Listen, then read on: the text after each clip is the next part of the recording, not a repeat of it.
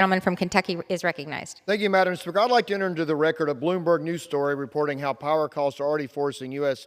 factories to shut down, featuring an aluminum mill in my district in Hallsville, Kentucky. This underscores the risk to our nation's competitiveness that these policies bring about, and this bill will not do what those on the floor say that it will do. I will now yield 2 minutes to my good friend from Georgia, Mr. Carter. Without objection, the gentleman from Georgia is recognized for 2 minutes. Madam Speaker, I rise today in strong opposition to the Inflation Expansion Act, which includes deeply troubling proposals that will kneecap medical innovation and harm patients' access to cures. Madam Speaker, for 40 years, I was behind the counter. I was the one who had to tell the patient how much their prescription was going to be. I was the one who witnessed the senior citizens trying to make a decision between buying their medication or buying their groceries. I was the one who had to tell the mother how much the antibiotic was going to be and see her in tears trying to find the money to pay for that antibiotic. I know all too well about prescription drug prices.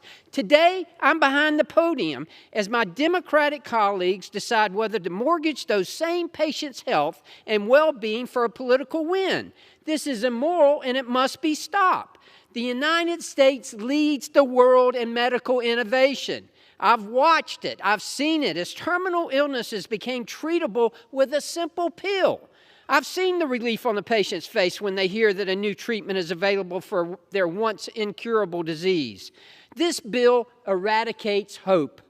Madam Speaker, we need to help lower drug prices and costs for patients, but this legislation goes about it in all the wrong ways. Pharmaceutical companies are the drivers of innovation that deliver life-saving cures to patients. However, this legislation will result in dozens, possibly hundreds, of fewer cures over the next decade.